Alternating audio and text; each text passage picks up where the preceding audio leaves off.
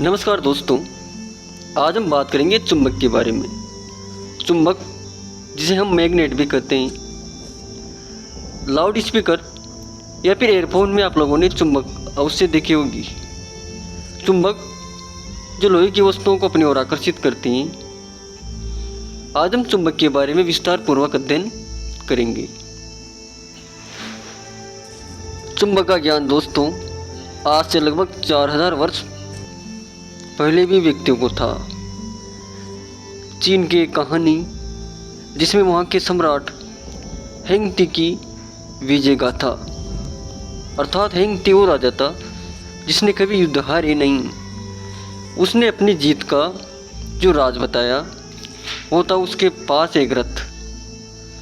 अर्थात उसने कहा कि मेरे पास जो रथ हैं, इस रथ में मेरे वास्तुकारों ने, अर्थात जो उसके इंजीनियर थे, उन्होंने उस रथ के आगे एक प्रतिमा लगा रखी थी और वो प्रतिमा दोस्तों चुंबक की बनी हुई थी और वो हमेशा दक्षिणी दिशा की ओर इशारा करती थी, जिससे वो अपने दुश्मनों से छिप जाता था तथा कोहरे में या फिर घने घोर जंगल में भी अपने दुश्मनों की पहुंच से दूर रहता था और वो उन पर आक्रमण करता और उन्हें हरा देता था।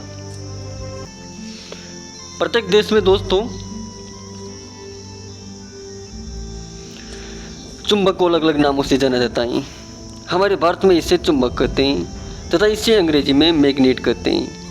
मैग्नेट शब्द की उत्पत्ति मैग्नीशिया नामक स्थान से हुई है। कहा जाता है कि एक गडरिया जो रोज़ अपनी भेड़ों को चराने इस मैग्नीशिया नामक स्थान पर जाता था, उसकी जो जूतियाँ थी उस पर नीचे लोहे की कीलें लगी हुई थी और वो रोज़ गांव में आता और व्यक्तियों से कहता कि इस मैग्नीशिया नामक स्थान पर मेरे जूतियाँ हैं, जो वो जूतियाँ ज़मीन के चिपक जाती हैं और इसके साथ ही उसके पास जो लकड़ी थी उसके नीचे लोहे का गुट्टा लगा हुआ था और वो भी ज़मीन के चिपक जाता था।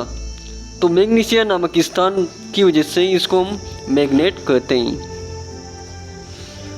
दोस्तों चुंबकों का आकार अलग अलग प्रकार का होता है। छड़ाकार आकार रहता है इसका, गोलाकार, बेलनाकार। अगर हम किसी चुंबक को 1000 भागों में भी बांट दें तो प्रत्येक भाग में दोस्तों 2 ध्रुव बन जाते हैं। अर्थात चुंबक में एकल ध्रुव का रहना असंभव है। अर्थात प्रत्येक चुंबक में दोस्तों 2 ध्रुव रहते हैं। चाहे हम उस चुंबक को बिल्कुल छोटे छोटे सूक्ष्म जीवों जैसे टुकड़ों में क्यों ना बांट दें, पर प्रत्येक चुंबक में दोस्तों 2 ध्रुव अवश्य रहते हैं।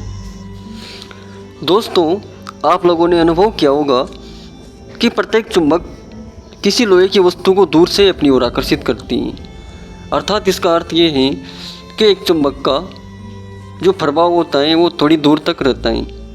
अर्थात जिस प्रकार सूर्य किरणें उत्सर्जित करता है, उसी प्रकार दोस्तों एक चुंबक में से रेखाएं उत्सर्जित होती हैं। उन्हें हम चुंबकीय रेखाएं कहते हैं।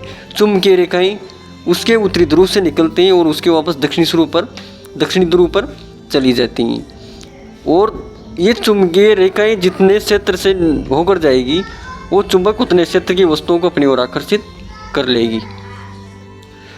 प्राचीन काल से व्यक्तियों को चुंबक का एक ही गुण मालूम था और वो था कि इस चुंबक से हम दिशा ज्ञात कर सकते हैं। इसी कारण दोस्तों प्राचीन काल में समुद्री जहाज़ों, इसके अलावा रेगिस्तानों में चलने वाले यात्रियों, व्यापारियों द्वारा चुंबक का दिशा ज्ञान के लिए प्रयोग होता आ रहा है। दोस्तों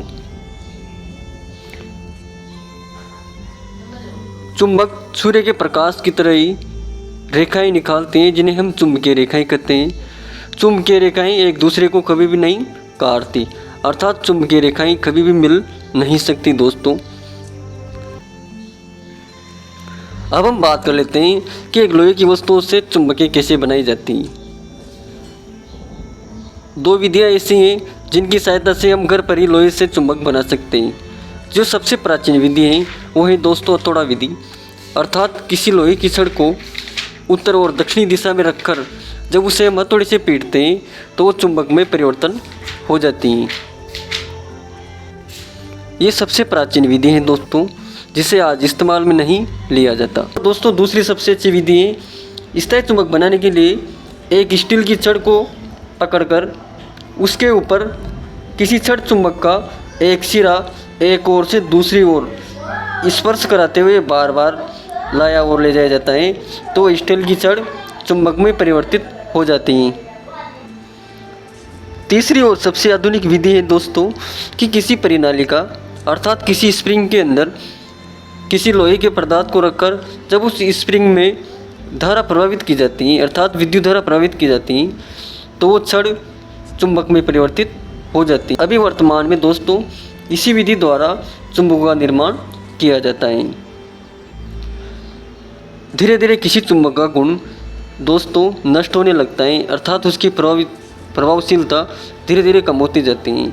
उसकी प्रभावशीलता को बढ़ाने के लिए उसे हम वापस किसी चुंबक के पास ले जाते हैं और दोनों का बार बार स्पर्श कराते हैं जिसकी वजह से दोनों में प्रभावशीलता उत्पन्न हो जाती है।